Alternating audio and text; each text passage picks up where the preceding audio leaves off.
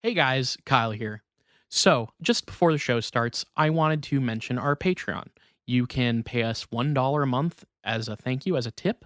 You can pay $2 a month to get access to one of our bonus content shows, episodes 2 days early, and a secret Discord chat where all of our Patreon donors get to go and hang out and talk with us directly.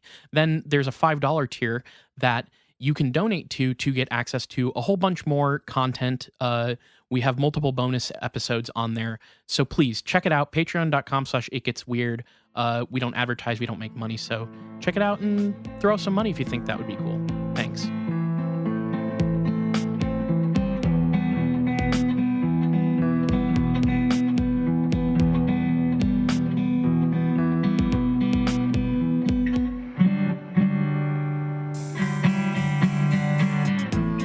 Welcome to It Gets Weird, our comedy show where we explore the unusual, the unbelievable, and the unexplained to try and make your world a little weirder. I'm Kyle. And I'm Niall, and this week I'm bringing a madcap energy to the show because I, for the first time to the podcast in I don't know, a year, this has beer. This is beer. That's beer? And that looks like piss. Well, it's a beer cocktail. We added some. It's like a ginger beer thing going on. Okay. But it's quite tasty. And so this is. Niall's about to get silly. Yeah, Niall's had one beer. Things are about to get fucking crazy. I don't drink I don't drink a lot anymore. Same. And so my tolerance is much different than it used to be. That's what happens when you cross 30 and also don't drink drink once every couple months. I completely understand. I recently told you a story that is going to remain locked behind our Patreon $5 tier. So if you want to hear it, go ahead and subscribe at the $5 tier. But I went out drinking and I had people buy me 2 drinks, and 2 drinks, I mean, really put me in a spot where I was feeling pretty good. And then everything post 2 drinks, it was this is too much alcohol in my system for me, because I'm the same way now. I really don't drink anymore. Very rarely do I have a night where I drink in excess, and in excess these days is 3 beers. So, actually, speaking of imbibing, can I tell you a little bit about something that was making me laugh really hard today? I would love to. Okay, so I discovered this Blue Sky account called Discontinued Foods. Okay. And I was like, oh, this is immediately up my alley, because I love trash food. Mm-hmm. And you can clip that. I love trash food, but I especially like these, we joke about the weird ad campaigns of Dr. Pepper and stuff on the show. And, the dill burrito. The dill burrito. Yeah. That stuff is very funny to me. And this is just an account that is the history of stupid food stuff. And I'm loving it. And something that I discovered there, I would recommend anybody who finds that kind of a thing funny or interesting, go check out this account, Discontinued Foods at Blue Sky. There was one here that I took notice of. So in 2019, I had completely forgotten that this had taken place, by the way. Okay. In 2019, did I say 2015 or 2019? 19. In 2019, Arby's, not Arby, the guy. Have you Arby's, been drinking? No, I have not. I just had a big sip of water. It might have gone straight to my head, to be honest. But Arby's, the collective organization known as Arby's, not the... Correct. Like I said. They unveiled in 2019 the ET slider, which I thought was that's a really weird... Before I finished reading the sentence, I was like, that's a very weird time to have a crossover with E.T. the Extraterrestrial. Yeah. Because that movie's old. That's the 80s. Yeah, it might even be 79. It's that movie's from quite a while ago. Niall, this chicken-based slider... Sorry, chicken tender-based slider. It's a chicken tender. I don't know why this makes me laugh so much. It was actually unveiled to celebrate the infamous Storm the Base Camp event at Area 51. Was it only at like limited locations? Arby's set up shop in the Nevada desert with a special alien-themed menu, including this sandwich consisting of a fucking chicken tender that is drenched in Bronco berry sauce, served on a fluffy slider bun. What they did was they took their pre-existing menu item of chicken tenders, and they put them on a bun and put a bunch of sauce in it and said, yeah, that's the ET sandwich. That's fantastic. You gotta get that chicken tendy wet. And you gotta tap into the Storm Area 51 user base of Arby's products, right? Like, yeah. And what better way? What's like a Naruto run milkshake they could bundle with it? Fish cake flavored milkshake, because Naruto is named after those little spiral fish cakes and ramen. Oh yeah. Yeah, it would be like a ramen and fish cake savory milkshake. You can pair that with your Storm the Base Camp ET slider. It's okay. I understand what, like, I get capitalizing on a thing, but is this the weirdest tie-in promotion that is literally a fast food chain celebrating people trying to storm a secret military base? Like, it's tie-ins are usually for like movies or like sports, but this is for trying to infiltrate a government facility. Like, what the fuck? That is pretty odd. I do think it's very funny that they just like went the laziest route possible to make this happen with just like what I just described. But it is also funny that it's like, if somebody had broken into Area 51, like this secretive military base. Yeah.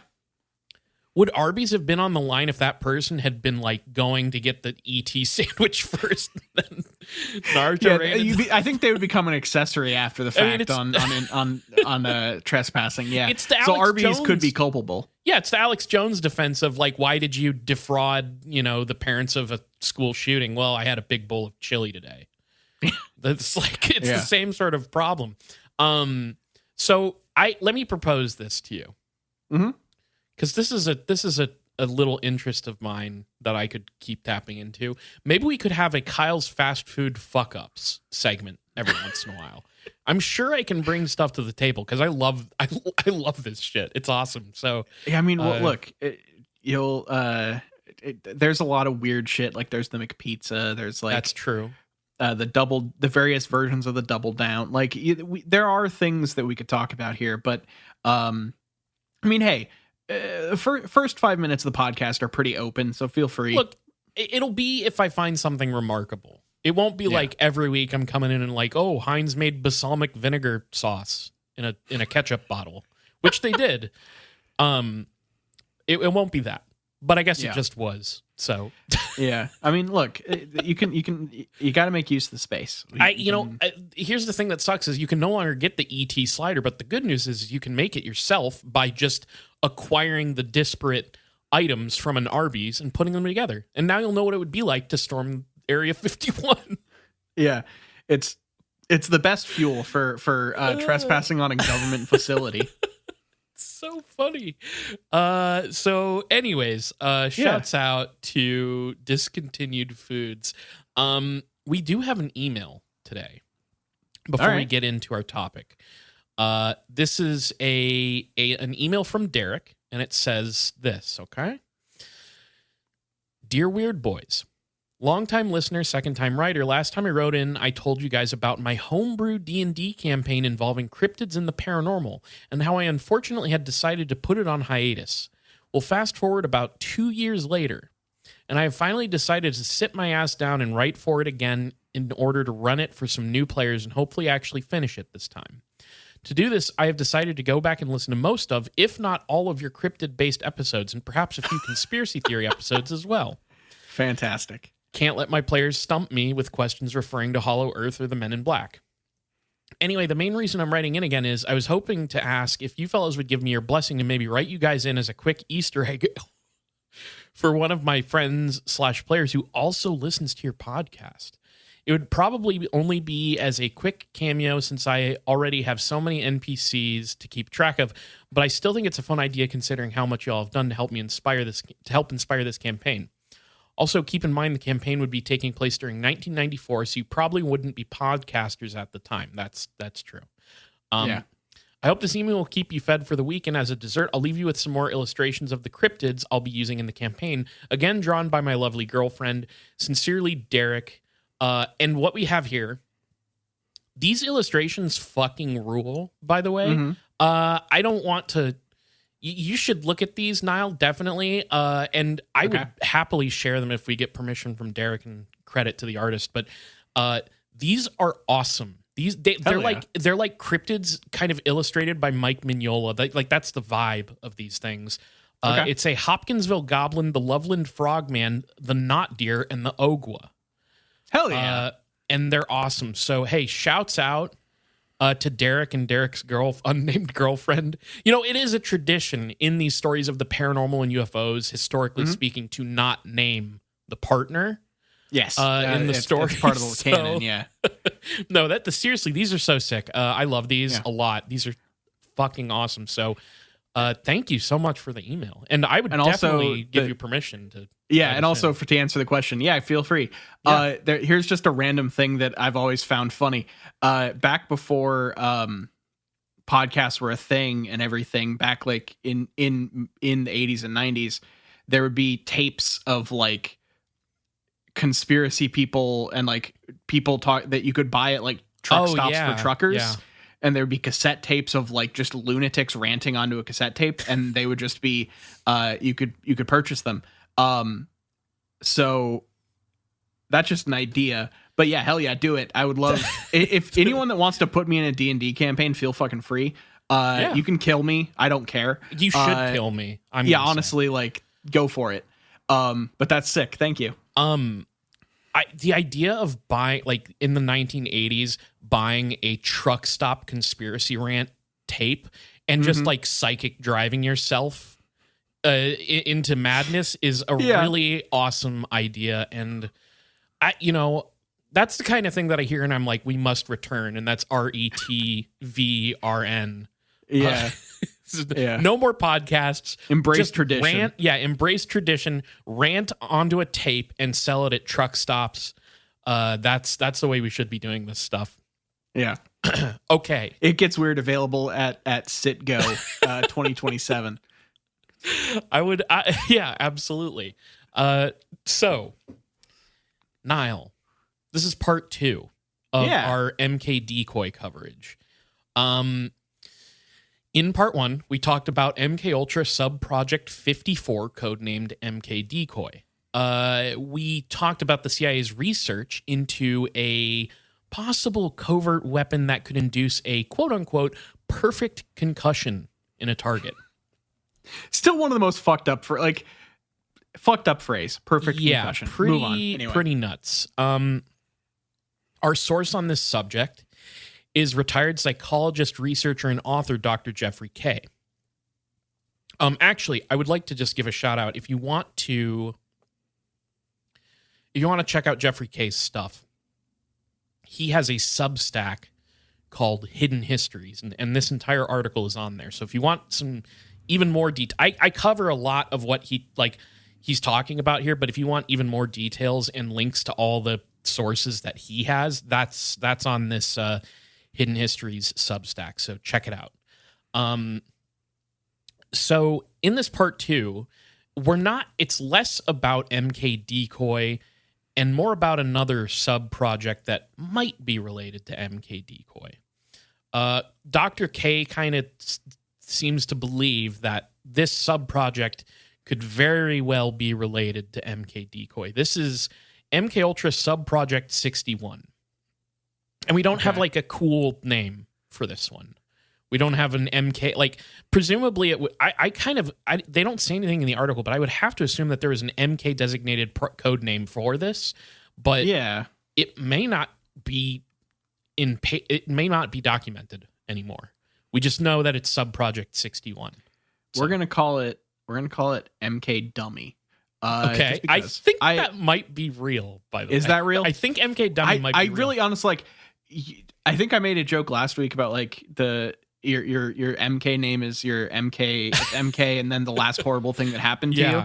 But I feel like there are enough projects that if I just start trying to come up with words to put after MK, I'm going to somewhat regularly accidentally say a real one. So for sure. That one might be real.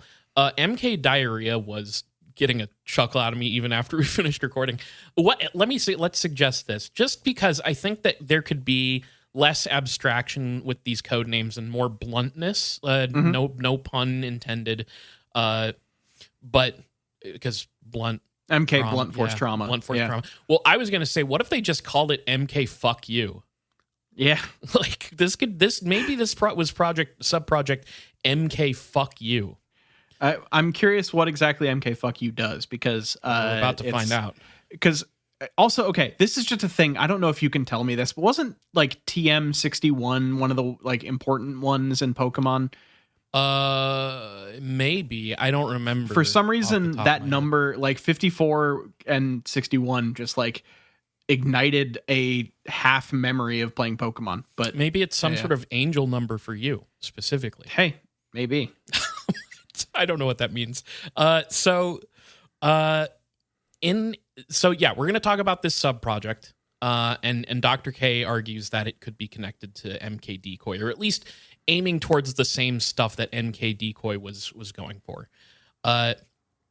So in a set of now declassified documents concerning MK Ultra subproject 61, we're given an overview of its goals, and it says this, quote, purpose, to study the role of the human brain in overall adaptive behavior, specifically to show the relationship of changes in behavior to stress, mental disorders, sensory deprivation, peptic ulcers, threatening life situations, etc., to changes in behavior brought about by actual loss of cerebral tissue. Jesus. Okay. So that's brain damage, right? That's loss of cerebral tissue. That is brain damage. But the thing that Dr. K brings up a lot in this second half of this article is this stress, adaptation to stressful environments, which will be important to one of the things that he talks about in here. So what follows are more redacted names and sentences. Like, I looked at some of these documents, and they're annoying to read sometimes, just because Godspeed to the people who will go and find multiple different documents that are like in this timeline and they'll cross-reference and all this stuff. Because it seems like a pain in the ass, because like later on at one point, it's like there are 3 CIA people whose names are like 2 of them are redacted, but one's redacted on another and not on another and stuff. And there's a bunch of like going back and forth between multiple declassified documents that have come out over the decades and cross-referencing and figuring out it's probably this guy, right?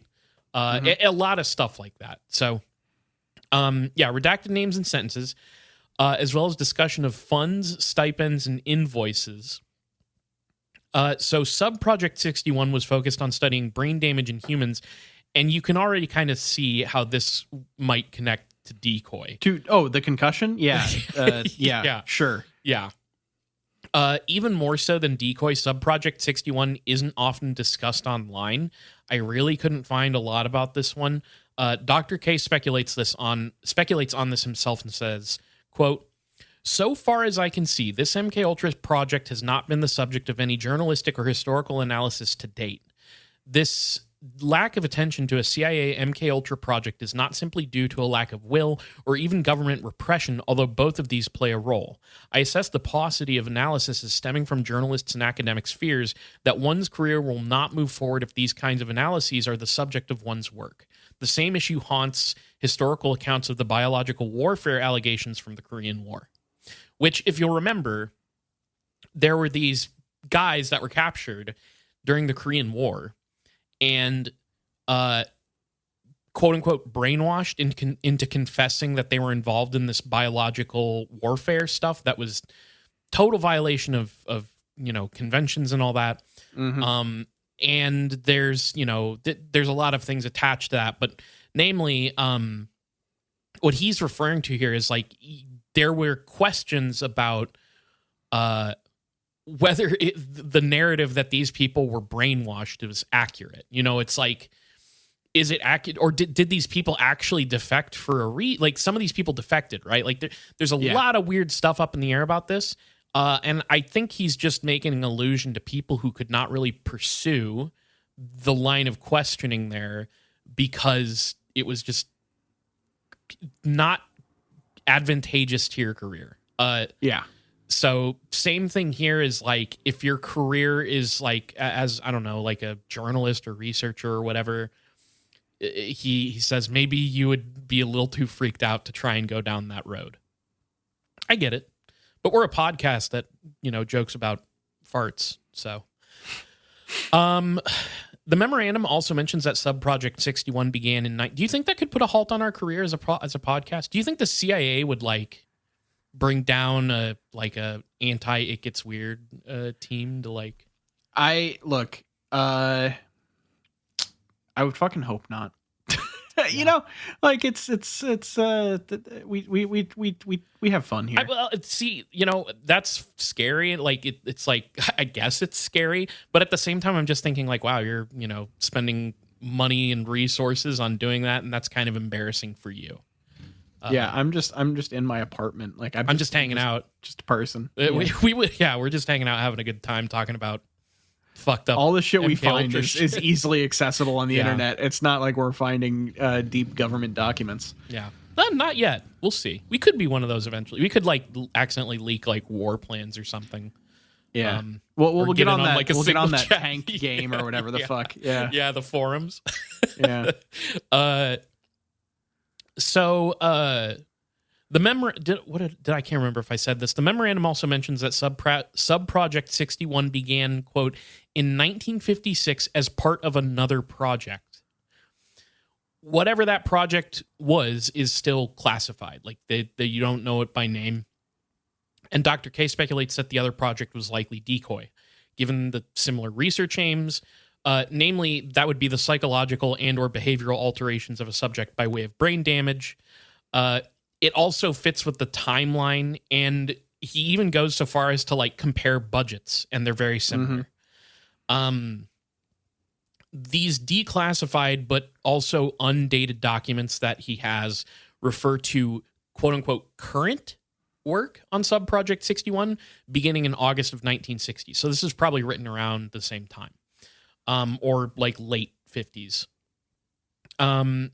So Subproject 61 begins in 56 and seems to end its official funding through the CIA around 1960. But I think they're like covered through fiscal year 1961 or whatever. I don't know exactly how it works. But I think that's the case because the actual stuff, the work and stuff clearly goes through into 1961. But Gottlieb, who they have some information from, Gottlieb makes a note somewhere that he's like, we can expect official funding from the CIA to end by this point. Gotcha. Okay. And Kay suggests that, quote, the project appears to pick up after MK-DECOY was either canceled or to otherwise complement the work of that project.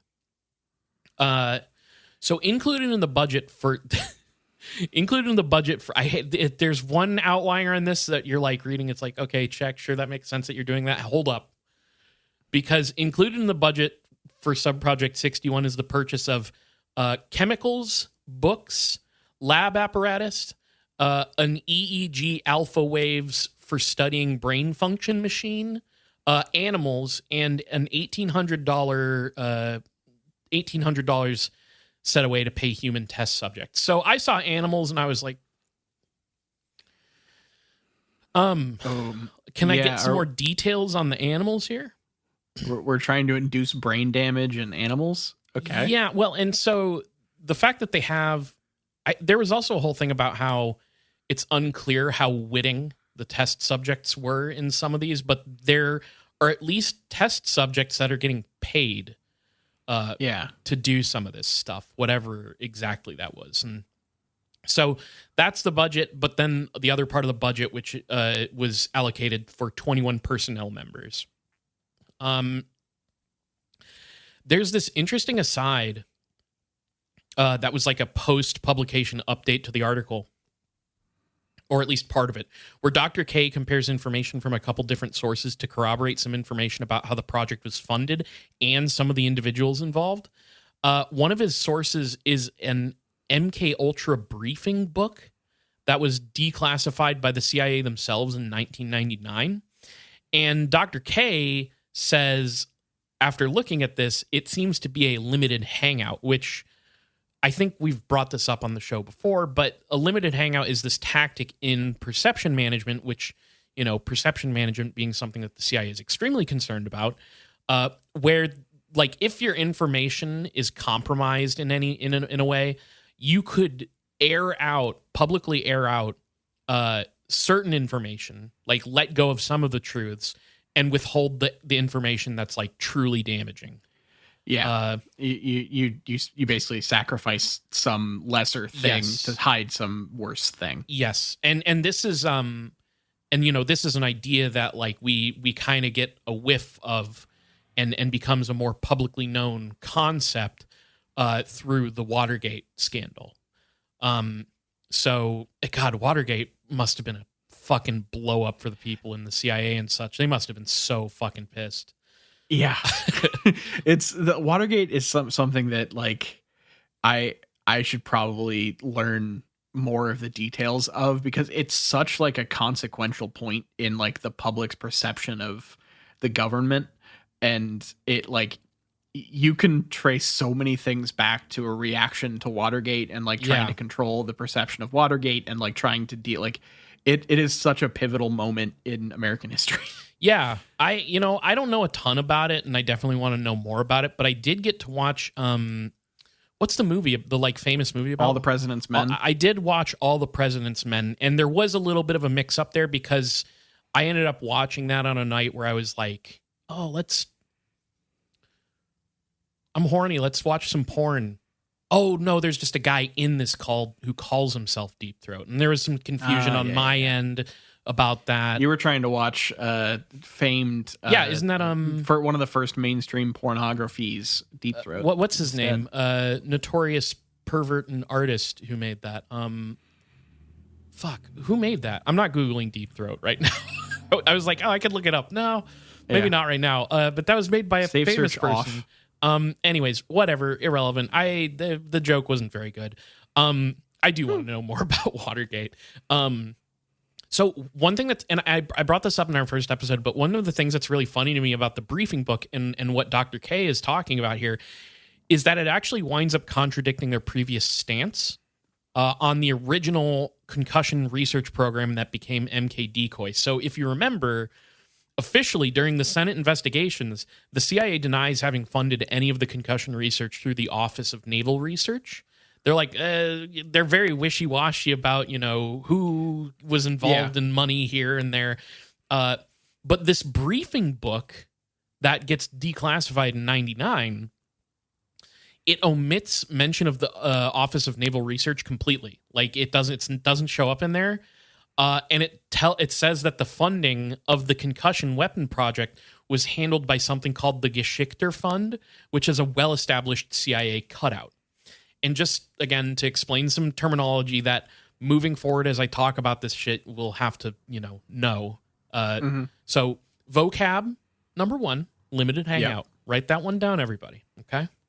Vocab lesson number 2, cutout. A cutout organization, it basically means that it's this intermediary organization, usually propped up in it falsely, that facilitates information and cash flow between agents. So usually these cutouts were also run through these reputable organizations like universities or hospitals. And it's a front, basically. It's a front, exactly. But the point of like having a cutout, one of the big points is that this flow of stuff through this intermediary organization means that if it was compromised, then the agents on either end could not be identified. Yeah. The way that this works. So that's the idea. We discussed in our MK Ultra episodes that like the many cutouts and organizations that were being utilized by the CIA to facilitate their secret projects and experiments, often on unwitting people.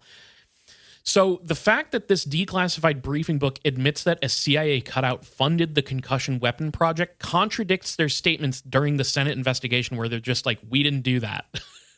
Yeah. I don't know. It's just funny. So they can't get their story straight. Yeah, I guess so. So through cross-examining these declassified documents and this random conspiracy website that he pulls up, and this briefing book, Dr. K concludes that Subproject 61 was also funded by a cutout from Cornell University. Maybe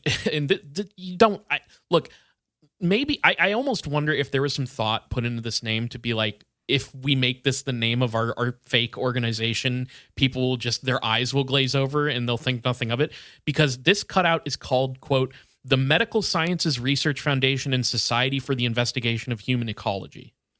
You could shorten that, I think, but it's really long and stupid. So like, people probably just were like, I don't know what that is, nor do I care. And they move on. Nobody questions it. I don't Ecology, know. Sure, whatever. Yeah, whatever. Yeah. So the primary contractor, again, this is the details of how he's able to determine this stuff is, there's a lot there, but he basically thinks that the primary contractor was almost definitely a man named Dr. Harold Wolf at the Cornell University Medical Center. I don't remember if this guy came up in name in our MK Ultra episodes, but suffice to say, he is another one of the many total fucking sickos working for the CIA in their torture experiments. This guy's a freak. I was reading that he was like an important researcher, especially when it came to researching headaches. Believe it or not. But I mean, it fits with this. It does, of course, exactly. It does fit with this, but what was also funny is there is this segment on his Wikipedia page. I mean, there's more information out there. He's like written about in the Manchurian Candidate book and stuff, but I just like did a quick Wikipedia to get an idea of the dude. And there's this section where he's just like, yeah, if you look at his research, he's extremely sexist.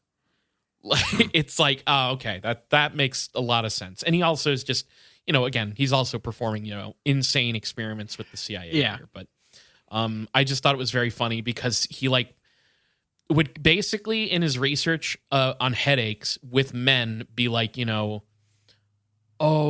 be very like open to like, they're just, they put too much, these men, they put too much on themselves and I forget his exact wordings, but the point that they were making is that when it comes to women, he would pathologize the headaches and basically be like, well, they're, inferior. It's like, holy, it's wow. And the CIA was like, we gotta have him. Yeah, we gotta get this guy employed. He's the only one that can do our fucking perfect concussion. Yeah, it just made me think, I mean, obviously there's degrees here, but like it made me think of how when World War II and all the fallout of the end of World War II and all the, crimes against humanity trials and stuff, how they heard about the fucking Japanese torturers. And they were just like, oh my God, we need to get I'm fucking on my knees begging for these Japanese torturers to work for us. We gotta get them. Fuck, we need the sexist headache guy. Fuck, we need the brightest minds in inhumanity to make our fucking Avengers of fucking torture. Yeah, it's like, and if they happen to be sexist, all the better. Mm-hmm. So in the aforementioned documents, there are a number of redacted names associated with Subproject 61, including a, quote, research participant and a handful of CIA monitors. And Dr. K makes sure to mention that 2 names of CIA monitors are declassified, but the ones that he identifies are Sidney Gottlieb and Sidney Gottlieb's aide, Robert Lashbrook. And you might remember the name Lashbrook. He was the guy who was in the hotel room with Frank Olson when Olson fell out of the window. Yep. So, yeah. There's this August 29th, 1960 memo titled Continuation of Project MK Ultra Subproject 61.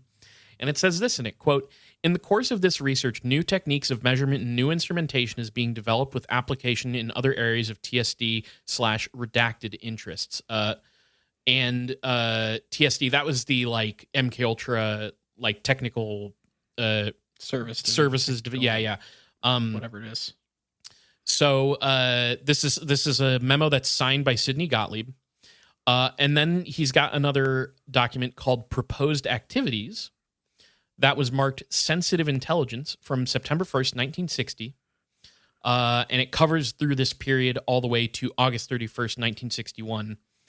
And one of the focuses of the project that's written about in here was, quote, concerned with extending and analyzing phenomenon established in previous studies, that the functional capacity of the nervous system is impaired following prolonged periods of inadequate and unsuccessful adaptation. So the CIA, in their analysis of this stuff, would also need to conduct psychological tests on patients. And they specifically would want to look at people with chronic and severe conditions. The actual nature of the conditions that they were looking at here is classified. It's redacted. We don't know. Okay. But there are, Dr. K points out that there's other parts that aren't classified in the document where they are studying patients, quote, with lesions of the brain in regions other than the cerebral hemispheres. So he's saying he believes that what they're talking about is patients with cerebral cortex lesions, brain damage.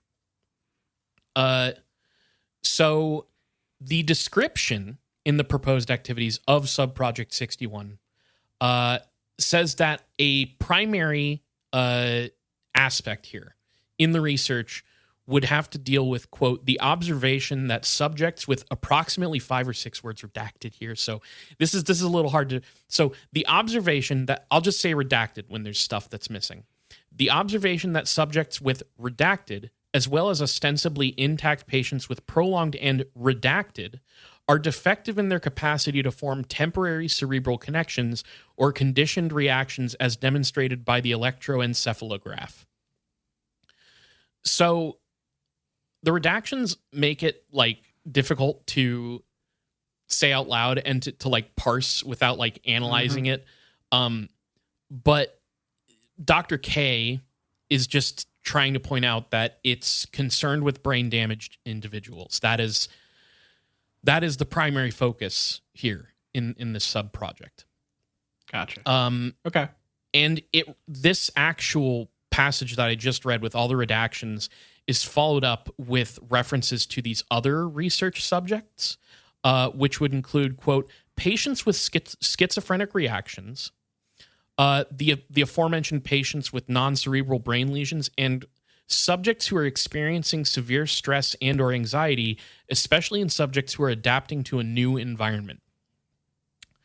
Now, so if you're stressed out at college, or just started a new job and are having a severe bout of depression, sure, the government wants a test on you. I'd like to believe it's that innocent, because Dr. K points out here, and through the MK Ultra research, you kind of it. The documents, like I said, they don't tell you where this research took place. Yeah. But if you'll recall, a lot of MK Ultra experimentation that we are aware of took place by utilizing hospital and psychiatric patients as well as prisoners. Right. So these subjects very, very much, very blatantly, we know that they were trying to look for subjects who would not be able to fight back against this kind of experimentation. Just people who would be... It's terrible, right? It's really, really horrible. The disenfranchised, the mentally ill, the destitute, they literally would target people who they knew would have no way to just fight back against what's being done with them. I mean, people with drug addictions, it's it's easy to control somebody who is addicted to drugs, right? Like you can withhold the drugs from them. You can do all kinds of shit to them. You can threaten them, or you can even bribe them by offering drugs. There's a lot you can do there. And again, in this instance, the CIA is playing the role of like every villain in a teen runaway drama. Yes. From like this is wild. Yeah. Jesus. Well, and like just think about how one of the guys, I remember his name's White. I forget his full name, but there was the guy who was Walter White. There was the guy who was helping run the CIA like house where they would bring the Johns to do midnight climax shit to them, and he was like a notorious like he had his hands in the underworld, like deep. So when you think about the fact that they're also working with like fucking guys like that and like mobbed up freaks and stuff, and even the mafia itself, sometimes it's like, yeah, they could do whatever the fuck they want. They could, like, if they could procure drugs for an addict and then withhold them and put them in a fucking cell somewhere where and nobody knows who they are and is looking for them, because they're homeless and they're just like, perfect. This is the perfect test subject because they have no means to fight against this at all. So that's the kind of shit they're looking for. Or just like a person in a prison who is, they can just like, you shudder to think. But that's kind of what he's trying to say here is like, while we don't know explicitly what kind of new environment this might be, wouldn't it be convenient if we had people who are going through the trauma of the prison system? Like that's Jesus. The idea. So there's another focus pointed out here for this subproject, which is the quote axon reflex vasodilation neurokinin implicated in the mechanism of a variety of disease states. And so neurokinins, this is from this he pulls a definition from Science Direct, and it says neurokinins are a class of peptide signaling molecules that play a role in various functions such as pain processing, gastrointestinal function, stress responses, and anxiety. Which gastrointestinal function, I do believe the CIA has a diarrhea gun. And I have been hit with it many times. It honestly, they just kind of set it up sometimes to shoot out random. It's kind of just a fun thing they do for like enrichment for the agents when they don't have other people to kill. Oh God. So the CIA, in a lot of this documentation, is exploring the effects of this neurokinin stuff. And they start specifically looking into the relationship or seeing if there is any relationship between these neurokinins and migraine headaches. And this was fucked, but they were looking for neurokinins specifically in the quote abdominal viscera of human subjects that they would then interview during interviews, quote, dealing with aspects of the patient's life situation that are particularly threatening.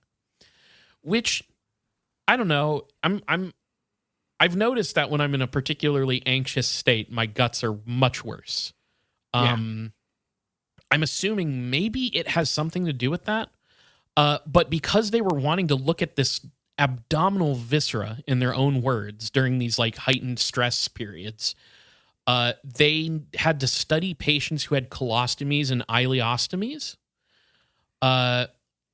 And they also, in the same proposed activities document, they are talking about neurokinins in cerebrospinal fluid.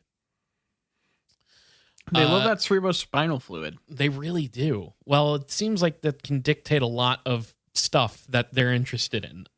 It seems kind of important in the realm they're working in. But so beyond that, we're going to have to talk about this neurokinin research shit for a bit, because they also were interested in the biochemical and pharmacological studies on this thing.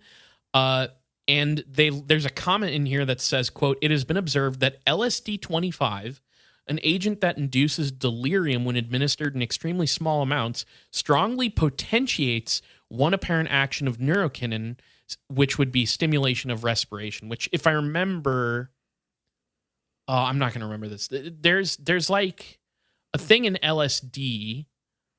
I think they're called like vasoconstrictors. It can like stimulate that or something. And I sort of wonder if that's linked to, I can't sit here and pretend to totally understand that, but it had to do with like breathing, like respiratory stuff, like contraction of stuff in your lungs, I think. Okay. So yeah, and of course, this LSD comment is this is the bread and butter of the MK Ultra stuff. This is the stuff that most people who have heard of MK Ultra are familiar with, is the LSD experiments. So, but they're interested in that relationship to these neurokinins.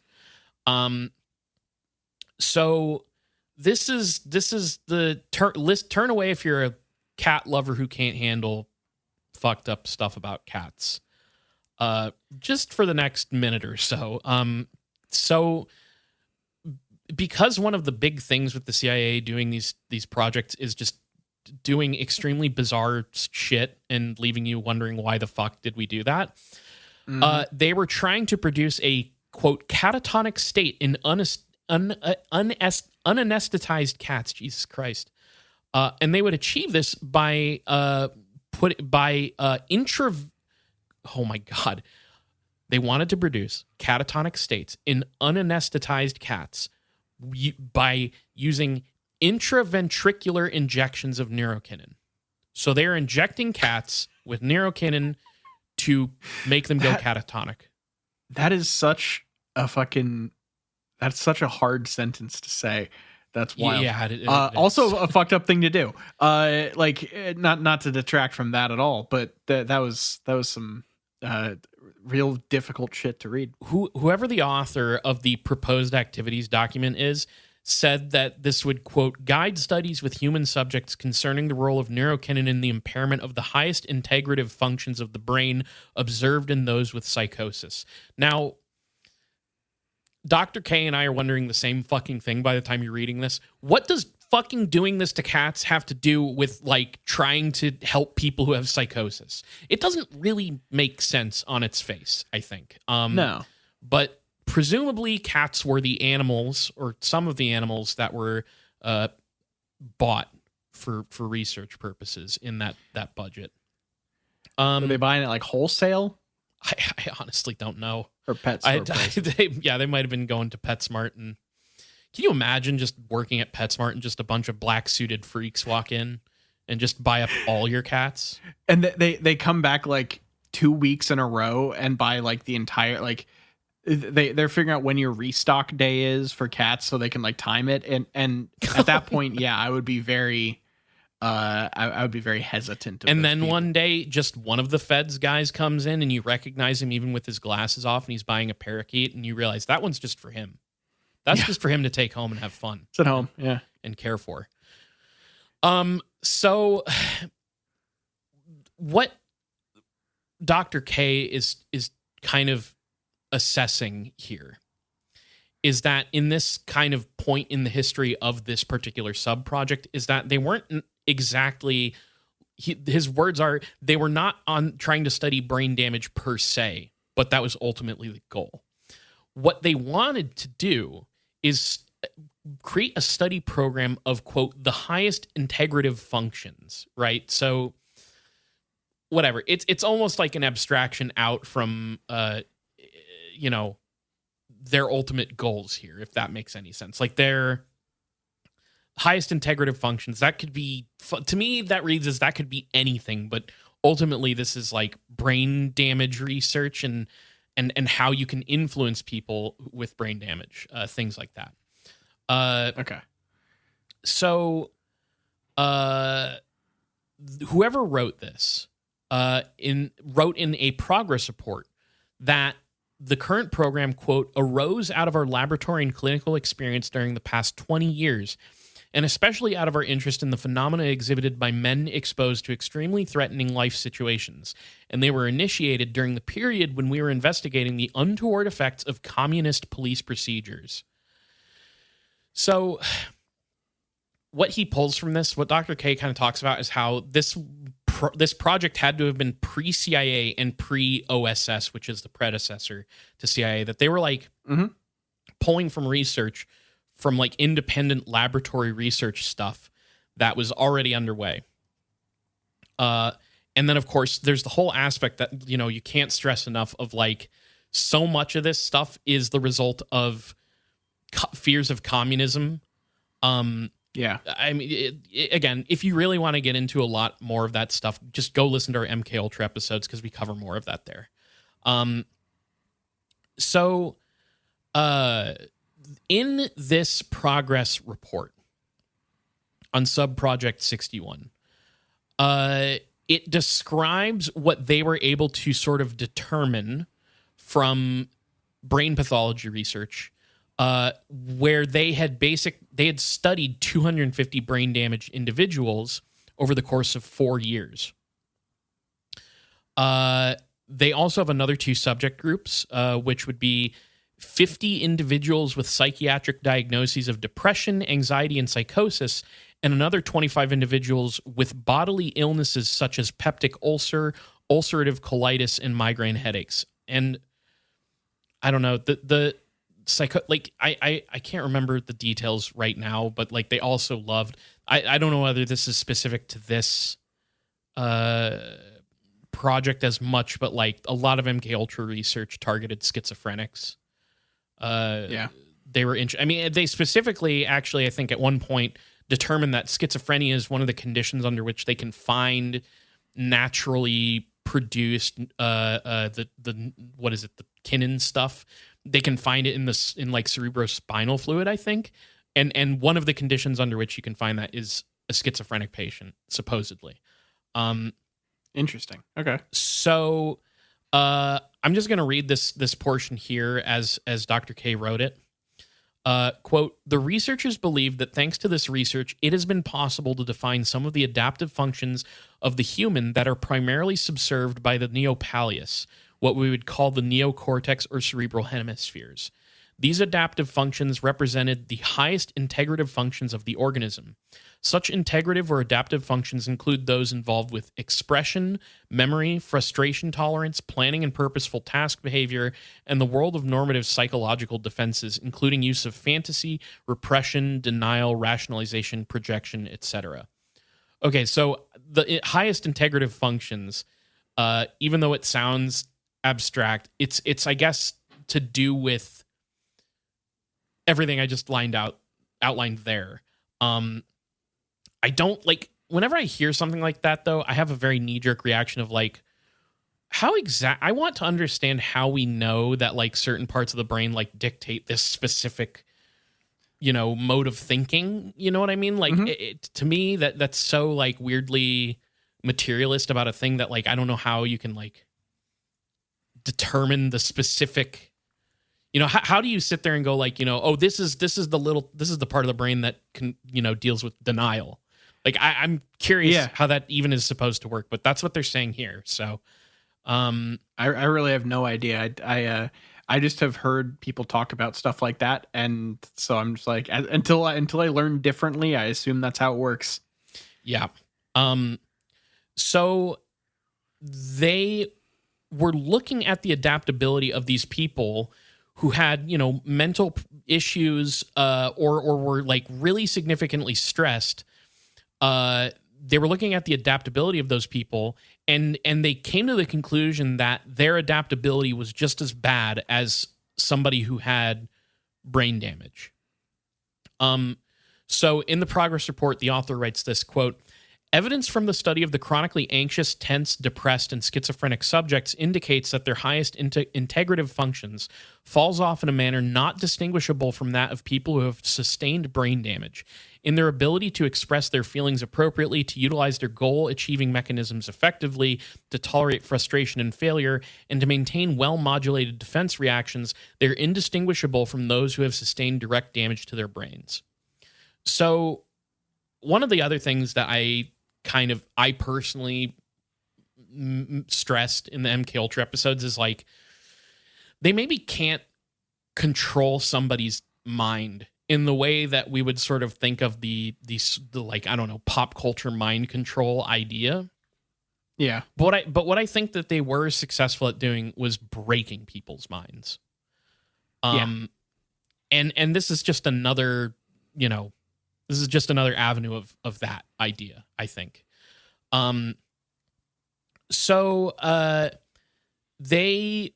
This is where they get into the part where they're like, okay, because of all the stuff we just learned, can we find the substances that we're interested in the spinal fluid of the people who are presenting, these symptoms?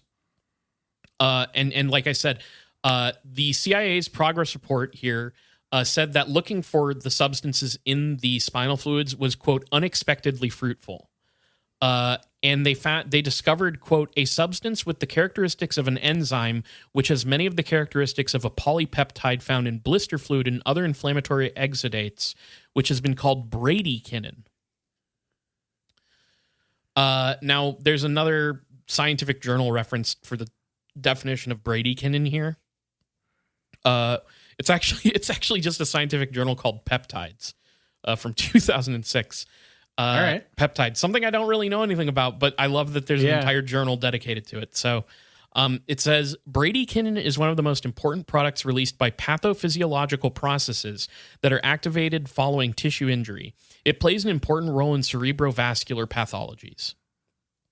Huh. So they begin now looking into this bradykinin stuff because it seems to be something related to these, high stress or mentally damaged or brain damaged or whatever. Like there's a relationship here that they want to explore between this bradykinin and all the other stuff that I just talked about.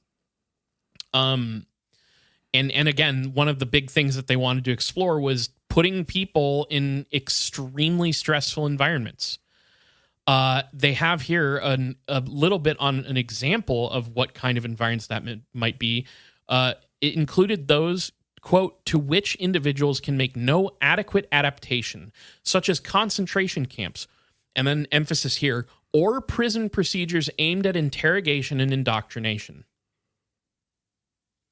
So that's the kind of environment they want to see if they can, massage the people who are already brain damaged or whatever and see what they can do with that. And the CIA researcher goes on to say, quote, therefore it seems reasonable to infer that exposure to such a situation in itself produces an impairment of cerebral hemisphere function, and that this impairment may sometimes be very grave. There's even this part where they start to look into the effects of an anti-bradykinin agent. That would be something called chymotrypsin. And they're trying to use it on people with migraines, headaches, and schizophrenia. So I don't know exactly what like an anti-bradykinin agent would do for them, but the point is like they're fucking waving the flag for bradykinin at this point. They're really invested in this chemical, this peptide.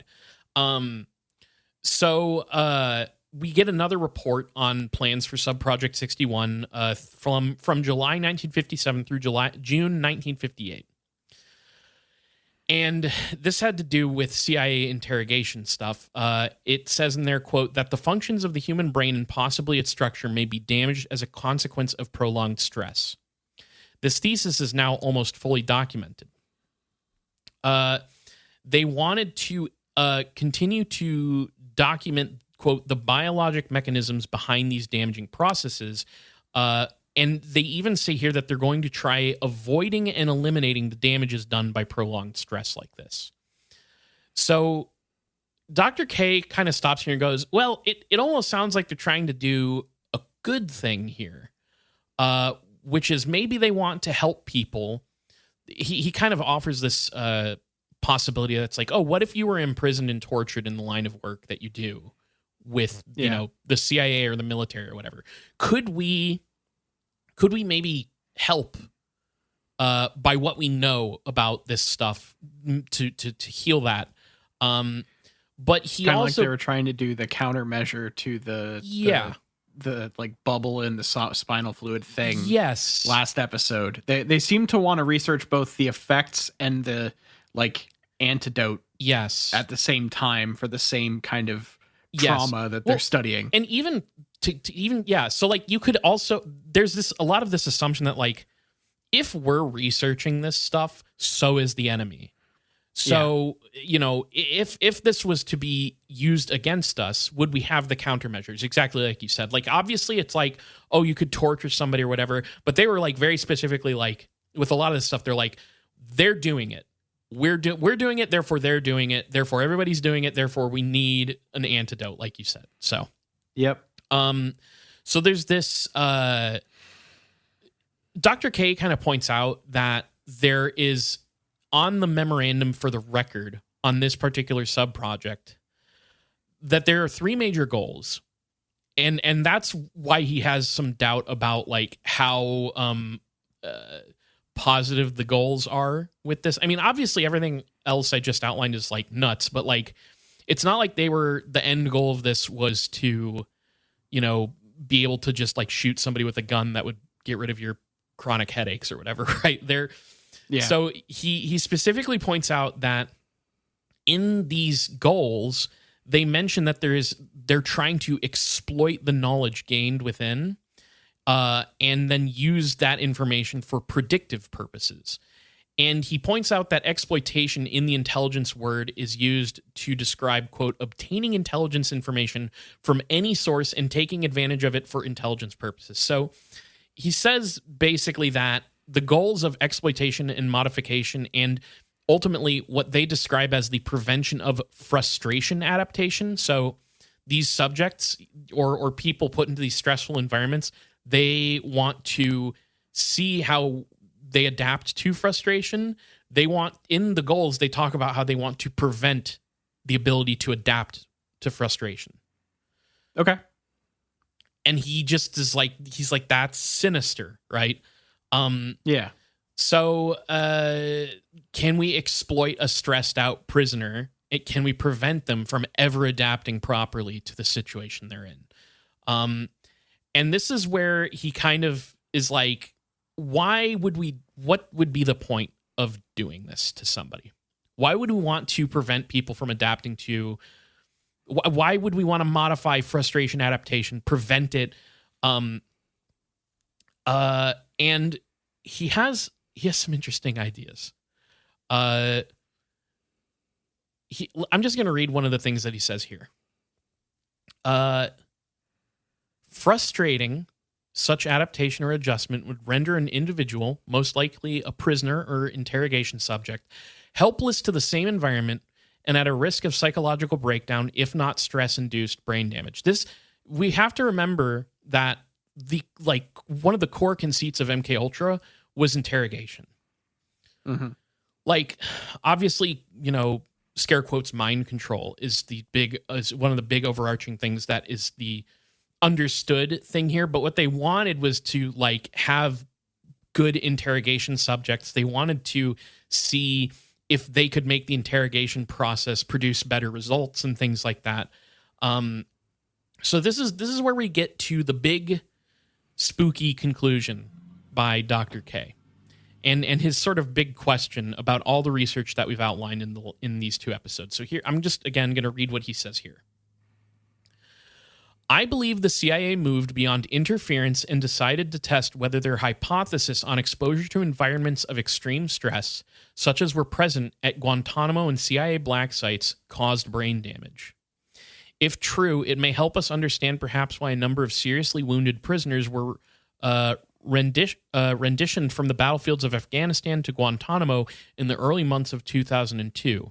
An exercise that apparently resulted in a number of unreported deaths at the U.S.-run Cuban base. Were these prisoners needed for an elaborate experiment on the effects of brain damage, one that required the presence of newly brain-injured subjects or even fresh human cadavers? Macabre, I know, but then the entire subject of MK-DECOY and Subproject 61 is macabre. Yeah, it is. So he tells a story, something that I didn't know about, that is really fucked up. He says that he ended up getting into this conversation about MK Ultra, these 2 subprojects, Decoy, Subproject 54 and 61, and he sort of has a hunch about all this. And his hunch stems from the fact that there is this fucked up thing where the CIA and the U.S. Department of Defense took two people and used them as test cases for experimentation in a special torture program that they were using on these post 9/11 detainees. So the two prisoners that he's referring to here are Abu Zubaydah, apologies if I don't pronounce that right, who was held at the CIA's Cat's Eye Black site in Thailand, and then Mohammed al-Qahtani, who was imprisoned in Guantanamo. Zubaydah was also held from September 2003 to March 2004 at the CIA Black site at Guantanamo's Camp Echo. And he's also been to other CIA Black sites after he was transferred from Cat's Eye. But he's been to Guantanamo multiple times. Here's where this story, and like, basically what Dr. K says here is that both of these guys were paraded around as being super vital, super scary Al-Qaeda terrorists. Okay. It would turn out that neither of these guys were associated with any terrorist network whatsoever. I would even go, this is totally out of the scope of these episodes, but I would even argue that like terrorist networks, as our media has sort of pitched them to us, don't really exist in that form. But here's what makes these two in particular, who are detained and all this stuff and everything I just talked about, really wild. They both had very serious head trauma before they were captured by the United States. Okay. So in 1991, Zubaydah got a really bad brain injury when he was hit by a mortar while he was battling the Soviet-backed Afghanistan government. He had periods of amnesia and stuff. He had a long rehabilitation period, and yeah, bad brain injury on this guy. Al-Qahtani had received a brain injury in childhood. He was 8 years old, and he was, quote, thrown from the car and suffered a traumatic brain injury, after which his performance in school, which had been excellent, suddenly collapsed. So this is stuff, again, that he has pulled from, like, Al-Qahtani's story comes from a website about that is I think the Center for Constitutional Rights. It's in his legal case. Okay. And Abu Zubaydah was used in the testing of their new, quote, enhanced interrogation torture methods.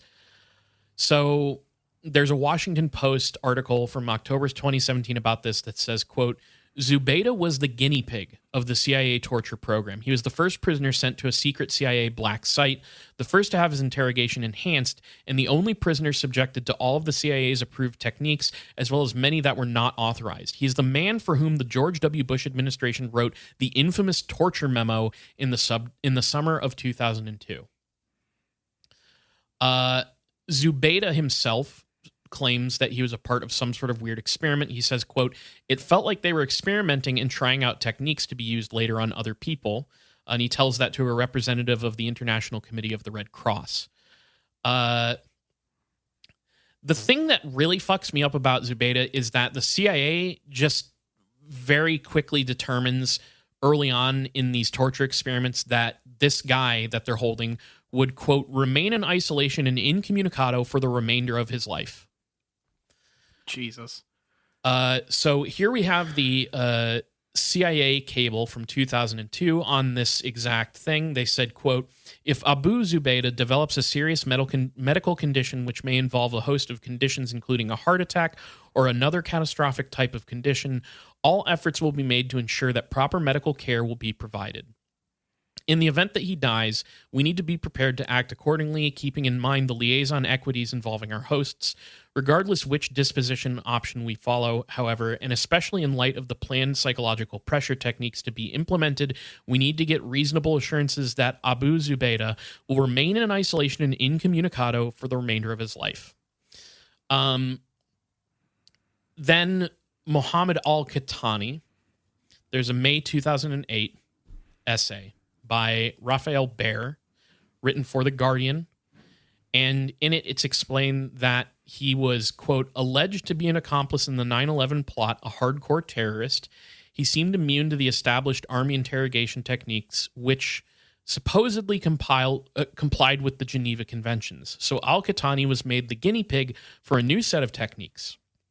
They include the use of stress positions, sensory deprivation, sleep deprivation, pushing, prodding, forced nudity, exploitation of phobias, simulated drowning. So Dr. K also mentions that they're not the only ones who have a history of brain injuries that were tortured by the CIA. Adnan Farhan Abd al-Latif, who was a Yemeni prisoner who died under suspicious circumstances due to a drug overdose in Guantanamo in 2012. He had also previously suffered very significant head injuries from a car accident that were bad enough that he lost partial vision and hearing. So I'm just going to finish up again in what Dr. K himself says, because he's going to say it better than I can. Okay. Also, Zubaydah is still in Guantanamo, just to be clear. He's still there. Al-Qahtani was released in 2022. But yeah, Zubaydah is still in Guantanamo. So here's what Dr. K says. It is not clear to me exactly how aware U.S. government interrogators were of the pre-existing injuries of these men. Secrecy still surrounds many of the events surrounding their capture and their incarceration. The interrogation videotapes of Abu Zubaydah's enhanced interrogation were purposefully destroyed. The head injuries of all these men were more substantial than a concussion or mild traumatic brain injury, which make up the bulk of most brain injuries in combat. I wondered, could the government have chosen these men precisely because they had a history of serious brain trauma?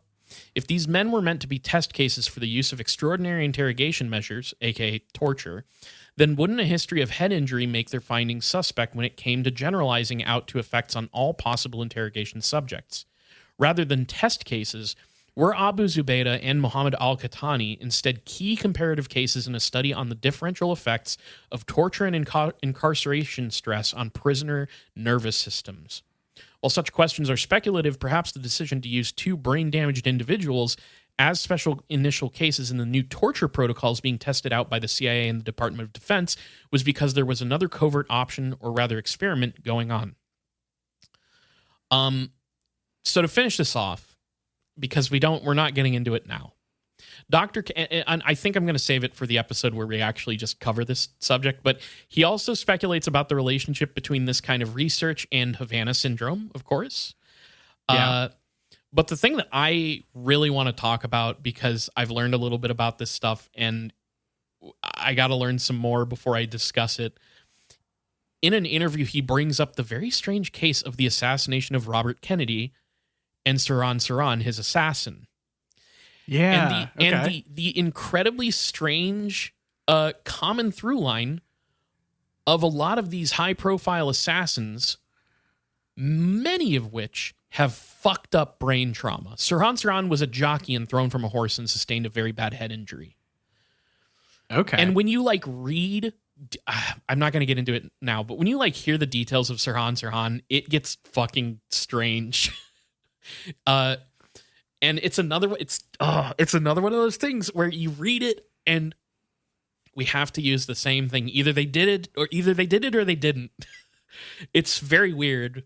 Something's weird here, but we'll get into that on our Havana Syndrome episodes and the Sirhan episode. That's probably going to happen someday.